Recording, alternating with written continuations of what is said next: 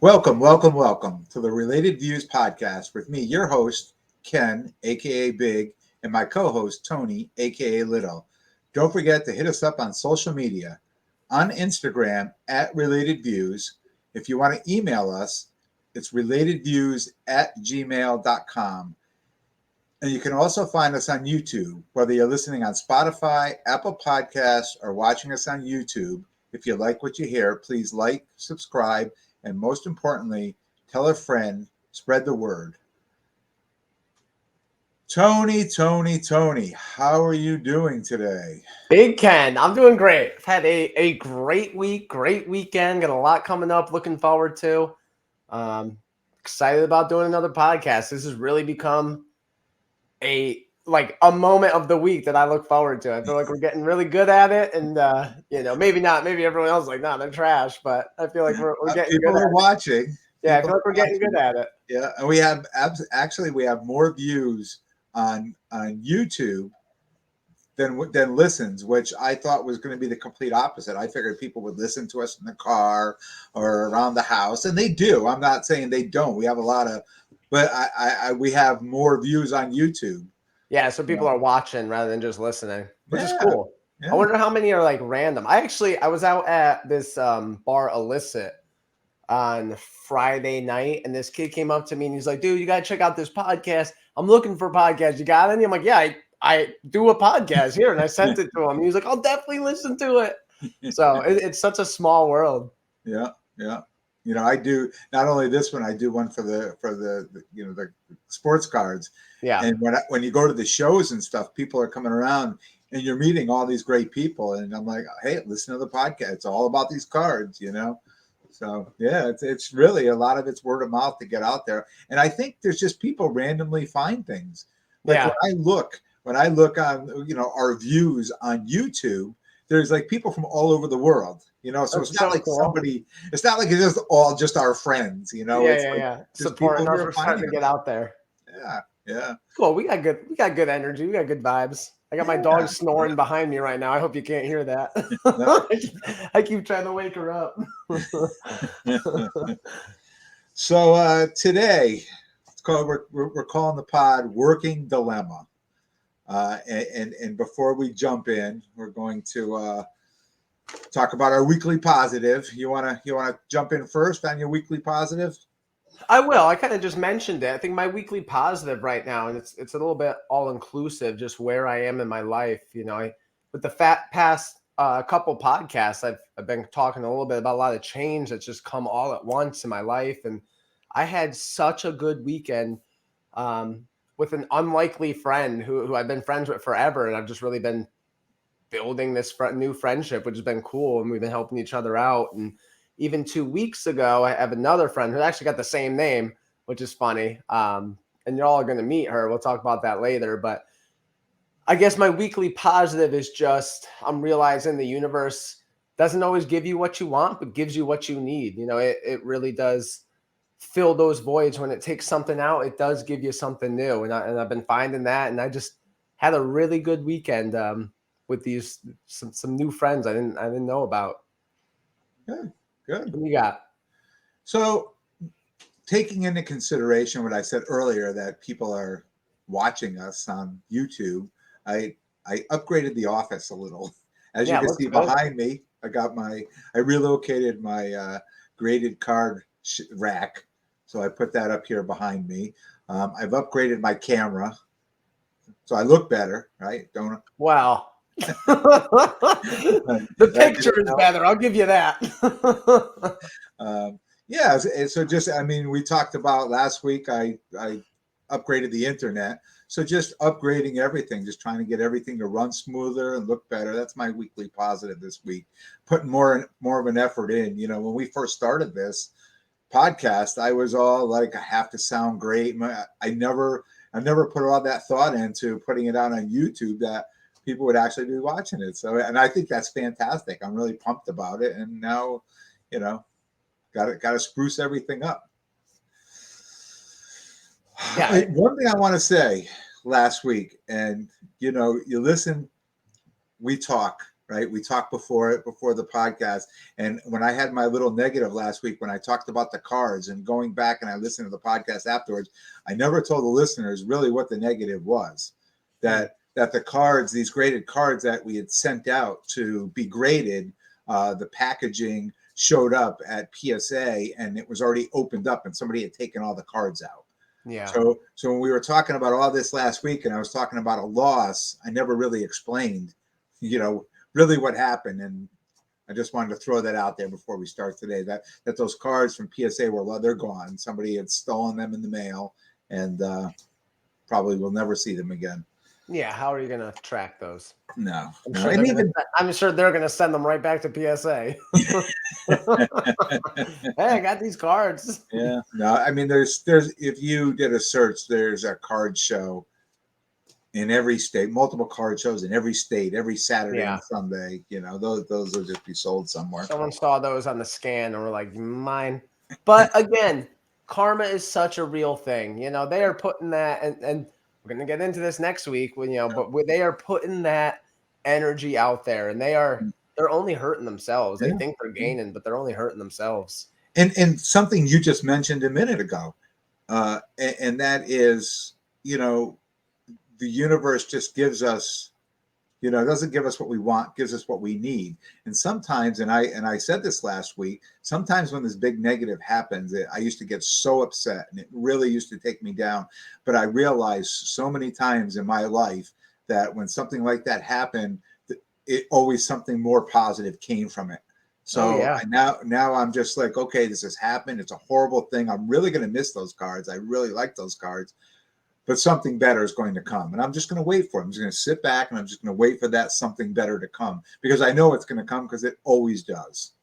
But yeah, it's that belief that nothing is permanent and you have to be like everything flows. What you have is eventually going to be gone. And what you have again is eventually going to be gone. Nothing in this life is permanent. I think that's the hardest thing with anything, with breakups, with loss, with it. It's like letting go. It's not yours. You gotta move on next. Let go. Absolutely. So that's the pain. That's the pain, is letting go. But anyway, we're gonna get down the rabbit hole. Let's jump into today's episode. It's the working dilemma, right? And there's so many factors to this working dilemma, right? Going back to do you go to college? Do you learn a trade? Do you go to trade school? Right? Do you go straight to work? Do you try to get an on-the-job training job? Right? And over the years, like from when I was a kid to now to your generation, things have the views of it have completely flip-flopped.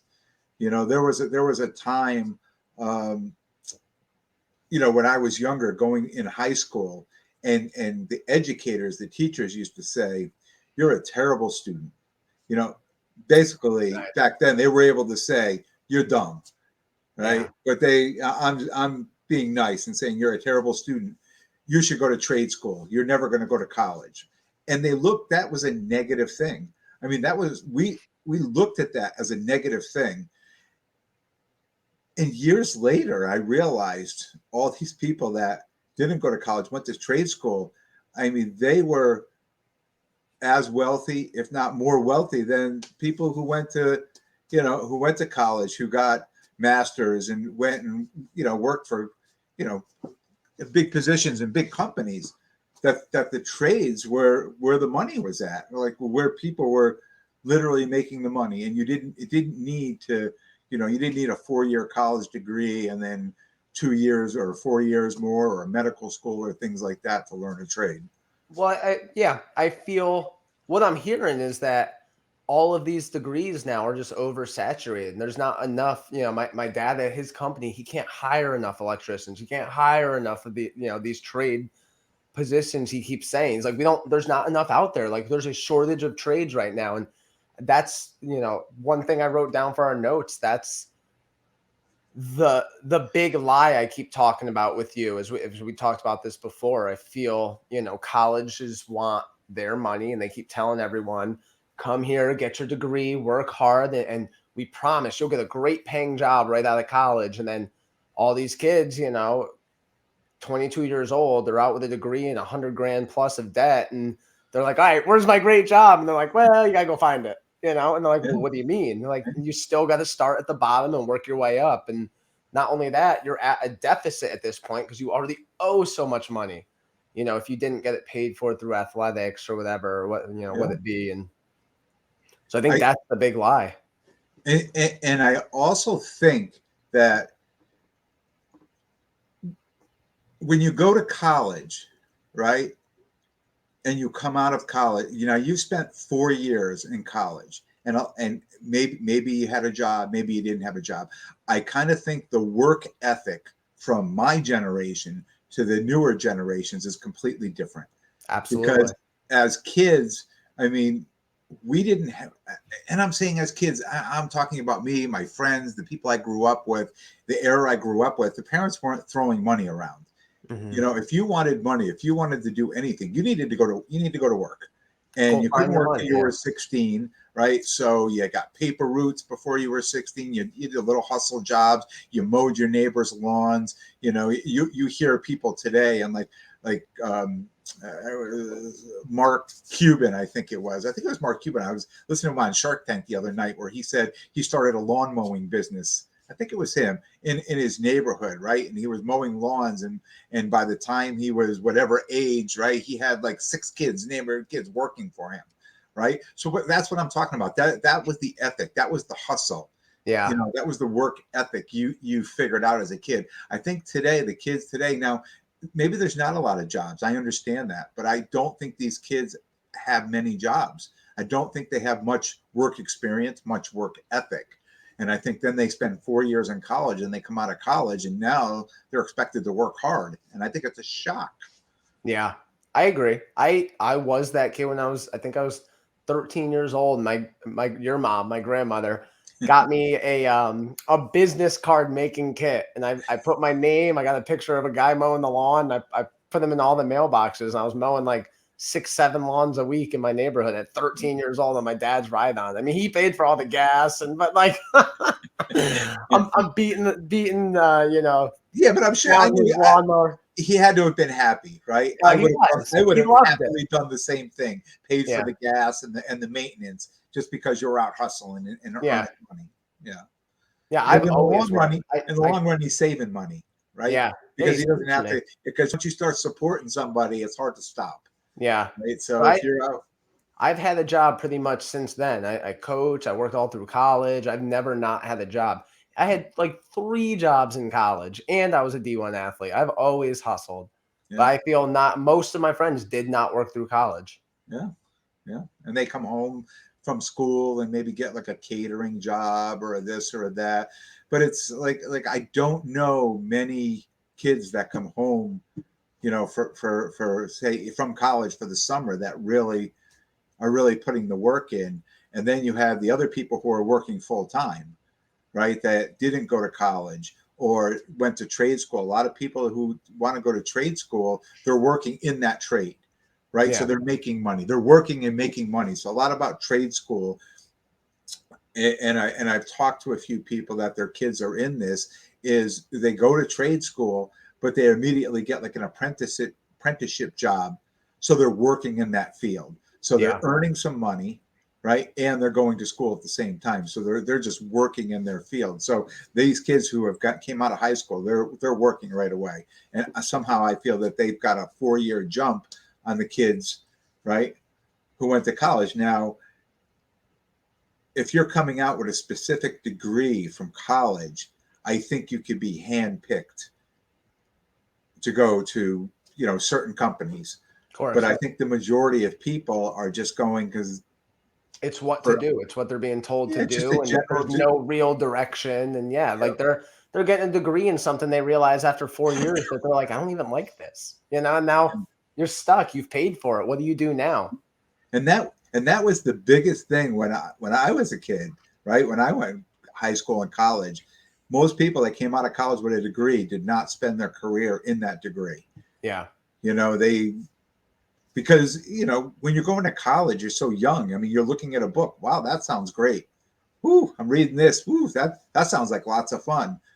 Then you go and you get this degree and you're like, man, this is terrible. What was I thinking? What was I Yeah. thinking when I was 17 and I made this lifelong decision? I feel like that's like an advertisement for the military. It's all like, oh, they're they're all having a great time blowing stuff up, and then like you're like, oh no, this actually sucks.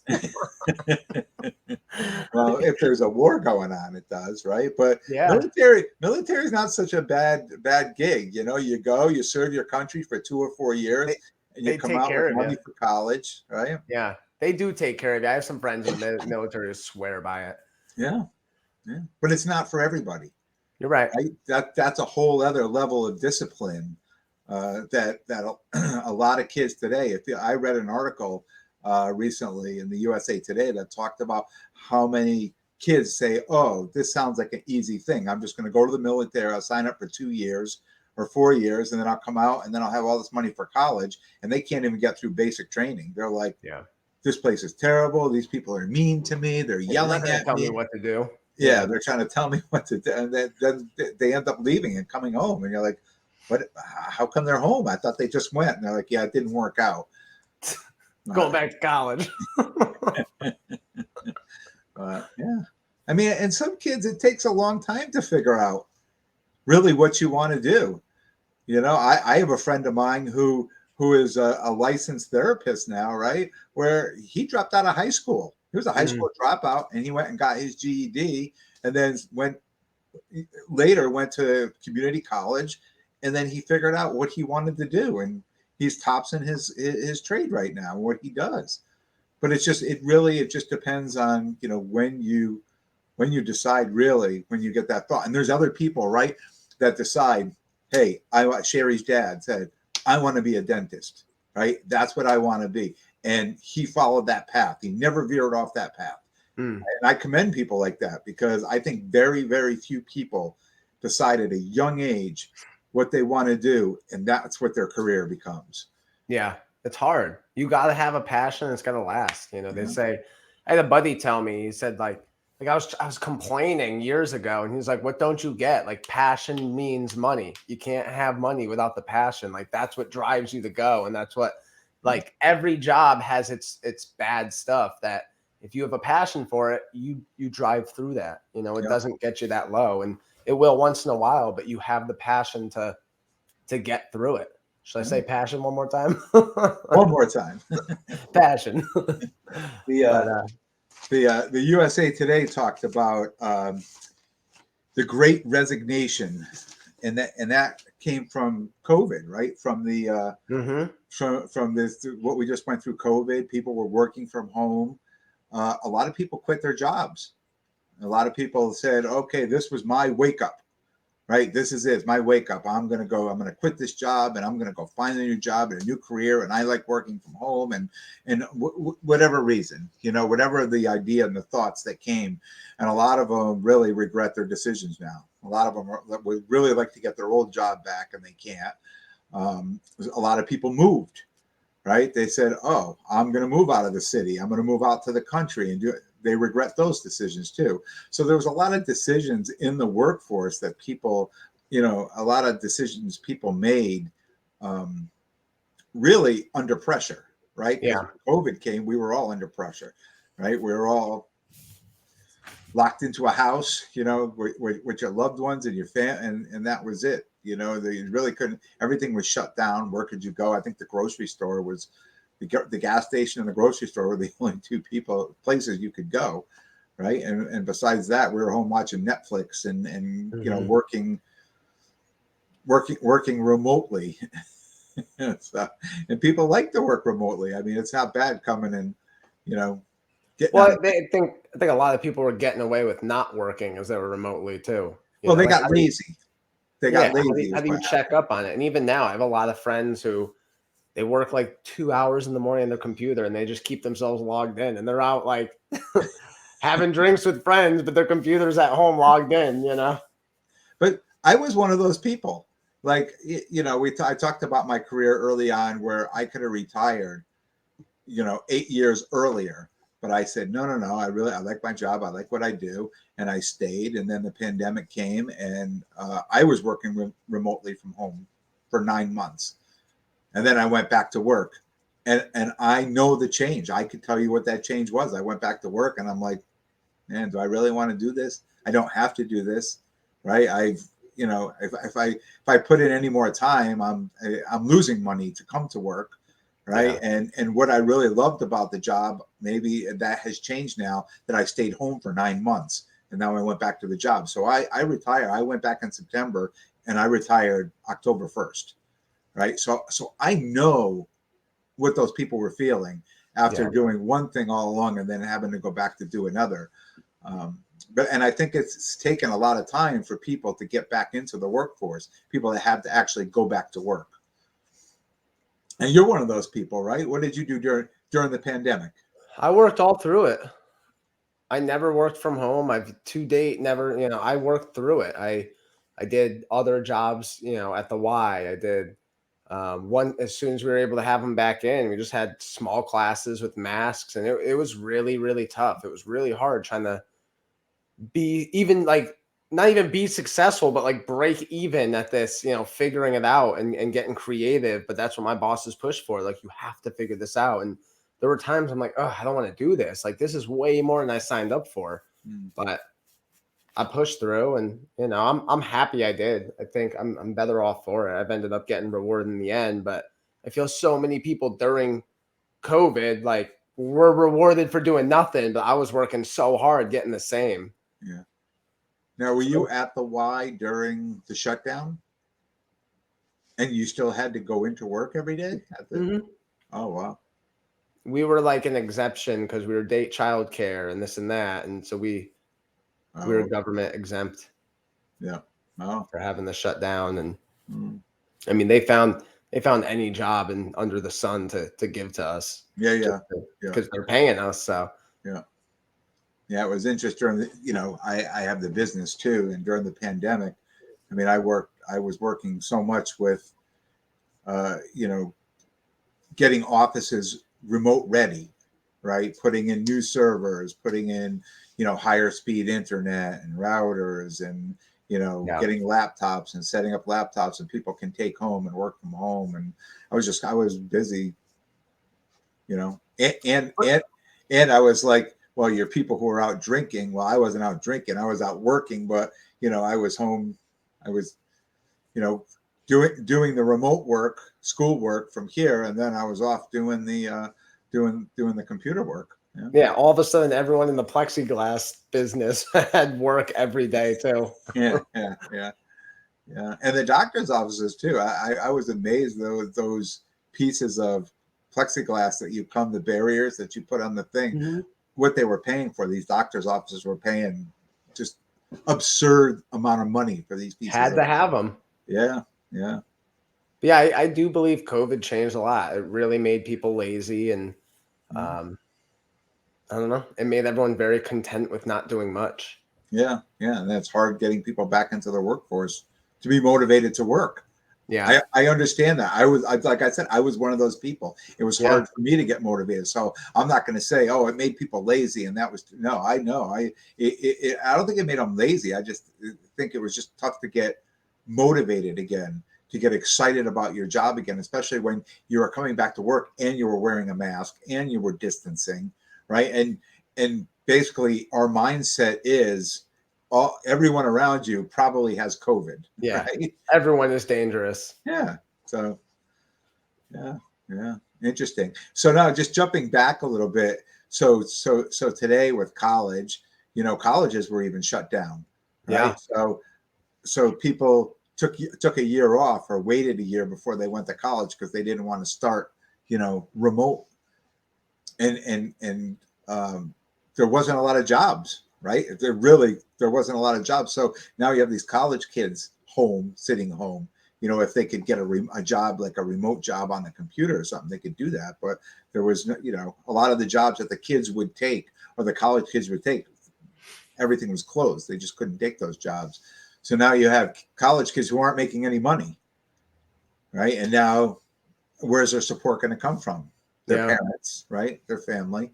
And now they're going to go back to school with even, a more of a deficit when they're finally yeah. going to school because now they missed a whole year of work. Well, and let's work experience. yeah, let's cut it back even earlier. So through the Y, I'm part of this. It's called the LEAP program, where there are so many kids right now who, after 2 years of being remote and home, they're just not doing well in school. There's so many kids, way more than there like ever has been. So they're trying to, in Meriden at least, they're trying to do this Big Brother program. They're just bringing in companies, and they brought the Y in. So I have a group of kids, and some of the young kids, I got this one who's in 5th grade, but he's having a hard time, and they've tested him, and everything he does is at the 3rd grade level. He hasn't learned anything in the past 2 years. And Wow. now he can't keep up. And there's so many kids like him, and they're like, they don't know what to do. Yeah. They, Yeah. And I they don't think stayed it's just home the for young 2 years. kids. I think it's the high school kids too. I think a lot of these kids that, spent a year or two remote and then they went straight to college. That's what a big change that is, right? Because, remote, I don't think there was much work for, I Yeah. shouldn't say there wasn't much work. I just don't think the level, the quality of the education was there. I think it was so watered down. I'm a firm believer in in-person learning. I mean, you got to be there. You got to engage the Yeah. experience, and being Yeah. on your own doesn't work. I think of my incoming freshmen for my college diving job. They're so lucky that they had so many people around them pushing them. Their academic support, their athletics, their coaches, their administration. Because we all knew this. We all knew that coming in, and we're like, you got to get to class. You got to do this. I know you just spent 2 years doing nothing. You're back on it. Let's go, because you got to be eligible, and you got to keep your scholarship. So we pushed them, and some of them did struggle. Yeah. Oh, I bet. And I think there's a whole thing for a routine where you're getting out of bed and you're leaving the house and you're going into school versus you're rolling out of bed, you're grabbing a snack, and half the parents I talk to, they're like, oh, my kid doesn't even get out of bed, just opens the Chromebook right in bed and And then just go back to bed. They just turn off their just leaves the camera off and yeah. turns it on, and they take roll call, say, yeah, I'm here, and just laying in bed. Why? I mean, you can't learn that way. You But literally, not even for the students. I have a lot of teacher friends who are like, I can't teach this way. Like yeah, what am I going to do? Turn your camera on, pay attention. Don't, they're yelling at these. yeah, They're not in school. They're not in person. What do you, yeah, they did the best they could. I think teachers are the most frustrated of all, because especially the teachers with passion who want to teach, and they're not yeah, really teaching anymore. They yeah. can't do it. I have a friend who's a gym teacher. He's like, what do I do? He goes, Jumping jack, go, no, he says basically, I tell people, like, film yourself doing something and upload it. If your parents have a treadmill at home, if you have, a rower or, a trampoline, or go for a walk and time yourself on, like, literally just go get some exercise. Yeah. Go and let me know what you did. And if you can take a picture of yourself doing it, upload it. I guess give you some extra credit. But he's like, what do I do? I can't, Go run a mile. Yeah. I did that. I did that for the Y. I uploaded videos on different exercises and fun stuff to learn, and just to keep them engaged. Yeah. And it's funny, like it's funny that comes up. Our advertisement person, she was posting it all over YouTube, and now cut to like a year and a half later, everyone's like, "You got a YouTube channel?" I'm like, "No, it was just COVID. It's just me doing like funny exercises." I'm like, "Can we take that down?" That's funny. Oh, okay. Anything else you want to add before we get down to our life lesson? Because my life lesson just kind of rolls right into what we're talking about today. Yeah, let's jump in.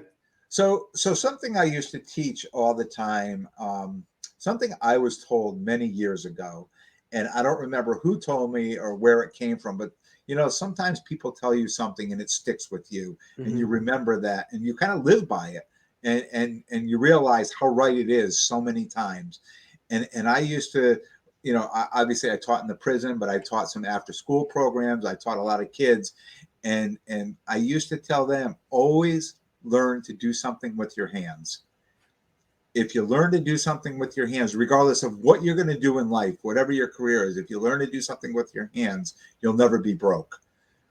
and what I'm saying is, if you can do woodwork, right? If you can build something, if you can trim bushes, mow lawns, like I do, work on computers, things like that, that you Yeah. always have a side hustle.